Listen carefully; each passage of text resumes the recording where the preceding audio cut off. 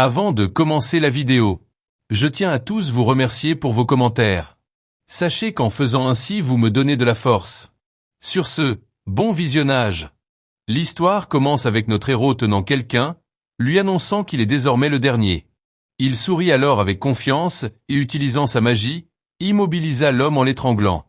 L'homme l'accusa de cacher des compétences exceptionnelles qu'un simple réparateur ne pourrait pas posséder. Le héros commença à l'interroger au sujet du grimoire, un puissant livre de magie, soulignant que la famille d'Éculan ne mobiliserait pas toutes ses forces pour simplement poursuivre un chien errant.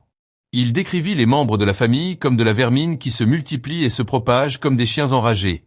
L'homme admit qu'il ne savait pas comment utiliser le grimoire, mais le héros déduisit de leur poursuite acharnée sur une telle distance que le livre devait posséder une grande valeur. L'homme exigea qu'il lui remette le grimoire immédiatement. En échange, il proposa d'intercéder pour qu'il puisse reprendre son travail de réparateur, utilisant même le terme péjoratif de « chien de chasse ». Le héros se moqua de cette offre, sarcastique, se demandant quelle autorité un simple gestionnaire de réparateur pouvait avoir pour faire de telles promesses. Il le souleva alors avec sa magie, lui demandant s'il avait une dernière volonté avant de mourir. Soudain, un tiers apparut sur les lieux. Un homme dégageant une puissante aura d'énergie maléfique les salua calmement. Ce nouveau venu révéla son identité, annonçant qu'il était Baharan Van d'Éculan, le chef de la famille magique régnante du continent est les d'Éculan. Le gestionnaire de réparateur était stupéfait. C'était la première fois qu'il voyait le chef de famille en personne. Bien qu'il ait passé des décennies à les servir en tant que réparateur, Baharan était une figure légendaire connue comme le sorcier le plus puissant de l'histoire de la famille. Le héros se demanda quel genre d'homme cette personne pouvait être. Baharan s'adressa au héros, lui disant de remettre le grimoire, promettant qu'il discuterait ensuite. Cependant, le héros lui répondit de manière grossière et choquante, lui disant qu'il l'énervait et l'accusant d'essayer de voler son dû, gagné à la sueur de son front. Baharan accueillit cette insolence d'un rire sarcastique. À ce moment-là, le héros regretta de ne pas avoir dévoré la wyverne qu'il avait vue plus tôt quand il en avait eu l'occasion, car il réalisait maintenant que l'aura émanant du chef de famille était écrasante et plus forte que tout ce qu'il avait jamais affronté.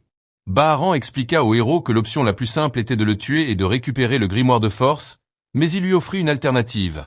Il lui demanda de rendre le livre et de retourner au service des d'Éculan, et en échange, tous ses crimes seraient pardonnés.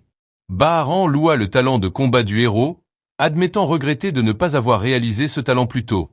Il était impressionné qu'un rat des bas-fonds puisse maîtriser les compétences triviales des réparateurs et les amener à un niveau aussi avancé. Il essaya alors de le tenter avec la vision d'un avenir radieux, se demandant jusqu'où une lame aussi affûtée que lui pourrait s'élever si elle était portée par les ailes des d'Éculan et quelle grandeur il pourrait ajouter au nom de la famille. Il conclut son offre en l'invitant à se tenir à ses côtés et à écrire l'histoire ensemble. Le héros accepta l'offre de Baharan, mais il posa une condition. Avec un sourire rusé, le héros exigea que Baharan lui cède sa place de chef de famille, et alors seulement il pourrait négocier. Il se tourna ensuite vers Baharan, lui rappelant qu'il avait observé ses combats, et lui demanda moqueusement combien de personnes étaient mortes à cause du sortilège qu'il maintenait encore sur le gestionnaire de réparateur épuisé. Ce défi mit Baharan en colère, qui prévint le héros que c'était la voie qu'il avait choisie et que ce choix pourrait mener à sa mort. Le héros reconnut que c'était absolument vrai, mais il répondit par un défi encore plus grand, invitant Baharan à mesurer lui-même l'écart de pouvoir entre eux. Baharan releva le défi, déclarant qu'il allait d'abord le dresser. Baharan commença à lancer une attaque que le héros esquiva avec grande difficulté. Et avant qu'il ne puisse reprendre son souffle, il fut surpris par un autre cercle magique qui apparut soudainement devant lui. Réalisant que c'était là la véritable puissance du chef de la famille d'Éculan, une puissance qui ne laissait aucune ouverture exploitable, Baharan rappela au héros son défi précédent, affirmant que certaines choses n'ont pas besoin d'être testées, comme le vaste gouffre de pouvoir qui les séparait. Il commença alors à lancer une autre attaque qui provoqua une énorme explosion. De la fumée, Baharan demanda au héros s'il avait changé d'avis sur la négociation, lui disant qu'il le laisserait vivre, mais de justesse. Le héros répondit en demandant si Baharan l'accepterait s'il baissait la tête maintenant et retournait dans l'ombre des d'Éculan. Mais il répondit rapidement à sa propre question par un cri de défi. « Pas question !» Le héros se releva avec force, le visage couvert de sang, déclarant qu'il en avait assez de manger de la nourriture pour chien. Il déchaîna une attaque d'éclairs bleus, criant de colère et demandant qui serait satisfait de redevenir un chien, car un joli collier et une grande maison ne changent pas le fond du problème. Baharan le traita d'imbécile et se prépara à déchaîner une puissance écrasante. Le héros fut stupéfait par le spectacle qui s'offrait à lui, une tempête massive d'éclairs pourpre remplit le ciel. À cet instant, il réalisa quelque chose. Il comprit enfin pourquoi, ce jour-là, il avait levé les yeux vers le ciel et vu cette wyverne planer avec une liberté absolue. La raison de son regard était sa souffrance et son désir profond d'atteindre cette liberté. Malgré l'attaque dévastatrice, le héros parvint à rester debout. Baharan le regarda avec admiration, admettant qu'il pensait que l'attaque l'aurait tué, puis lui demanda s'il ressentait maintenant la différence de leur pouvoir.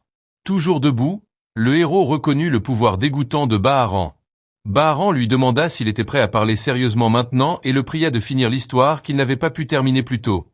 Le héros se demanda si Baharan voulait qu'il redevienne un réparateur, mais Baharan le corrigea, expliquant qu'il ne parlait pas du poste de réparateur.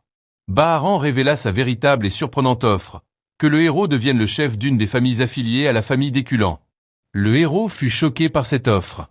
Il pensa à comment la famille d'Éculan, dont l'autorité rivalisait avec celle du pouvoir impérial, lui offrait la direction d'une de ses familles loyales. Le héros regarda le grimoire en sa possession et demanda à Baharan si ce livre était son but depuis le début.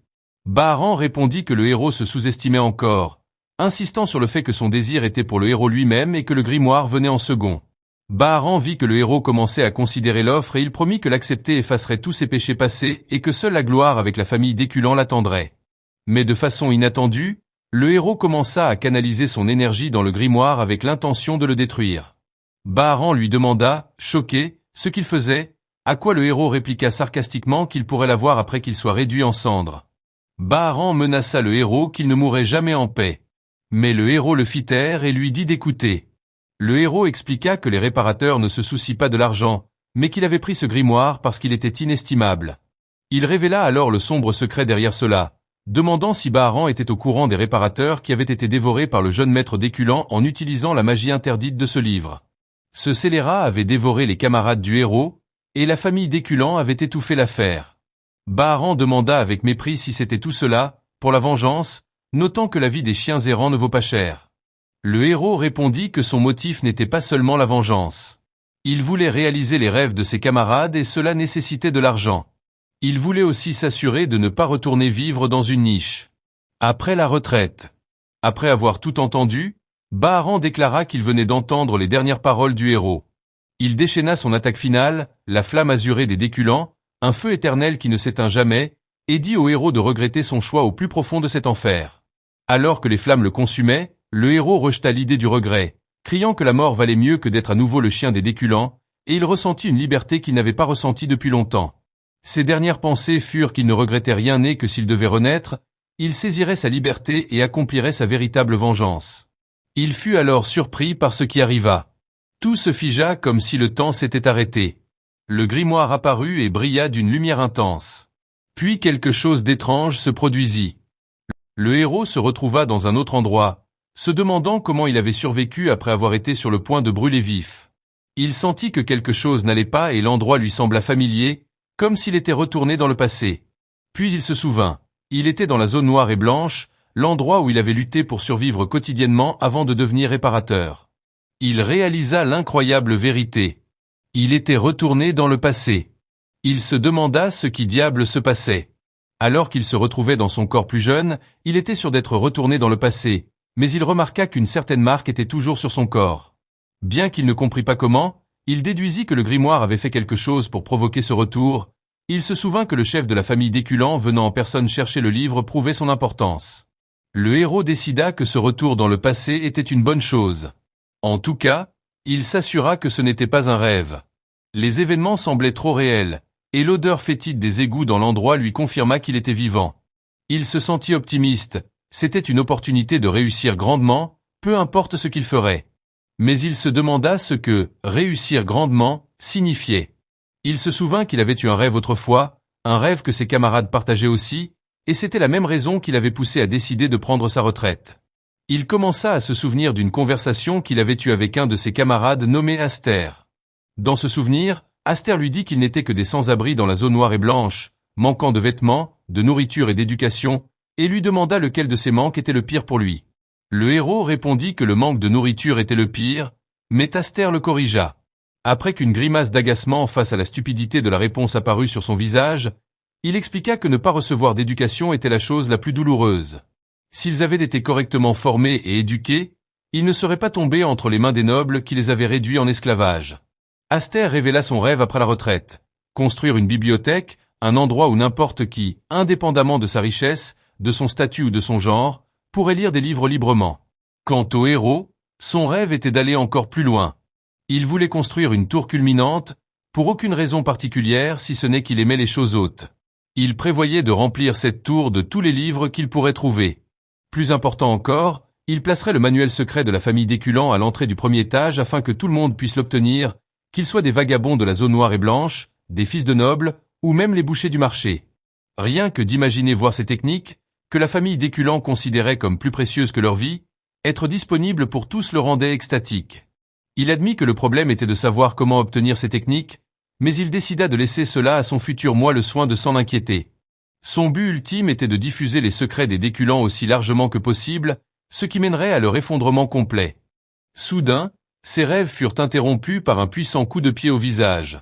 Un jeune homme en colère apparut et lui cria dessus de ne pas être resté où on lui avait dit, puis se mit à lui donner des coups de pied répétés. Au début, le héros fut choqué par cette attaque soudaine, mais il rassembla rapidement son expérience de réparateur qui avait livré d'innombrables batailles. Il réussit à bloquer l'un des coups de pied, ce qui surprit l'agresseur. Le héros lui dit calmement qu'il l'avait frappé cette fois. Puis, avec un regard perçant, il déclara qu'il était temps de le rembourser au centuple. Le héros se prépara à contre-attaquer tandis que la peur apparaissait sur le visage de l'agresseur et que le bruit fort d'os brisés se fit entendre. Le héros fut surpris de constater que c'était sa propre main qui était cassée, se demandant comment c'était arrivé. L'autre garçon commença à le réprimander avec colère pour avoir osé frapper quelqu'un de plus âgé que lui, le traitant de fou. Bien que le héros ait réussi à porter un coup, le jeune homme le jeta à terre et continua de le battre. Alors que le corps du héros le faisait souffrir, c'était son cœur qui souffrait davantage. Le héros saisit l'opportunité et fit un croche-patte à l'agresseur qui perdit l'équilibre et tomba dans un canal d'égout. Le héros vit cela comme une chance de s'échapper. L'agresseur se releva en toussant et demanda au héros où il pensait aller, mais le héros répondit qu'il ne fuyait pas. En fait, ce qu'il faisait était une retraite tactique. Il décida de se souvenir du visage de son agresseur et de garder les 57 coups qu'il avait reçus dans son cœur. Se rappelant qu'il était un réparateur expérimenté qui ne savait pas abandonner. Après s'être éloigné, il réalisa que sa situation était mauvaise. Son poignet était foulé pour avoir lancé un seul coup de poing, ce qui le fit plaindre de la faiblesse de son corps actuel. Il s'assit, vaincu, et décida qu'il devait oublier la tour pour l'instant et que la priorité était de réparer et de renforcer ce corps faible.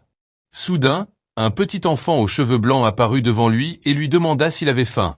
Le héros demanda s'il le connaissait, et l'enfant répondit que non. Le héros analysa les vêtements de l'enfant. Bien qu'ils soient usés, ils étaient à l'origine chers. Il conclut donc qu'il était très probablement le fils d'un noble qui avait perdu une lutte de pouvoir et avait fui ici. Il le voyait comme une bombe à retardement à éviter. L'enfant se présenta, disant que son nom était Damien et que sa mère s'appelait Bianca. Le héros eut l'impression d'apprendre des choses qu'il ne devrait pas savoir, alors il demanda à Damien s'il était un peu lent à la compréhension. Damien lui dit alors innocemment que sa mère était morte et le héros eut de la peine pour lui. Il répondit qu'il n'avait pas de père non plus, alors c'était lui le gagnant, puis essaya de le chasser. Le héros décida qu'il valait mieux s'éloigner de cette bombe à retardement avant qu'elle ne devienne plus gênante, mais quand il essaya de partir, Damien lui dit qu'il viendrait avec lui. Le héros refusa et pensa à le frapper pour le faire partir. Damien remarqua le poignet blessé du héros et demanda si ça faisait mal, puis proposa son aide. Il plaça sa main sur la main du héros et une puissante lumière de guérison apparut, ce qui étonna le héros. Il réalisa immédiatement que ce n'était pas juste une main guérisseuse ordinaire. Il reconnut la technique secrète. C'était la lumière de guérison. Une technique spéciale de la famille noble d'Échu Blandu, qui avait été détruite par la famille d'Éculan. L'instinct du héros en tant que réparateur professionnel hurla. Il réalisa qu'il venait de se fourrer dans quelque chose de très malsain et dangereux. Il se demanda pourquoi un enfant de la famille Blandu se trouvait dans cet endroit, car leur famille était censée être encore en bonne position à ce moment-là. Il répéta le nom Damien dans son esprit alors que Damien lui demandait s'il l'appelait. Soudain, il se souvint de quelque chose.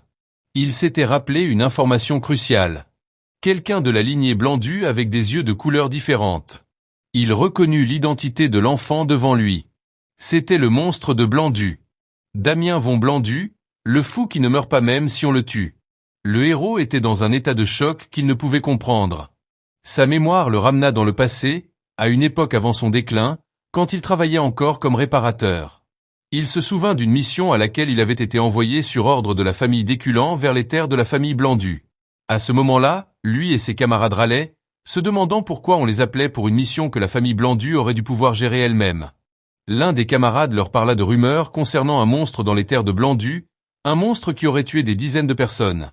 Ils se demandèrent si ce monstre était une goule ou quelque chose comme ça. Mais ce qu'il vit n'était pas une goule. Il vit un humain en déchiqueter un autre. Cet humain était Damien, qui riait follement en combattant, utilisant continuellement la magie de guérison de la famille Blandu pour continuer à se battre. C'était un boucher d'aimant qui ne mourait pas même après la mort.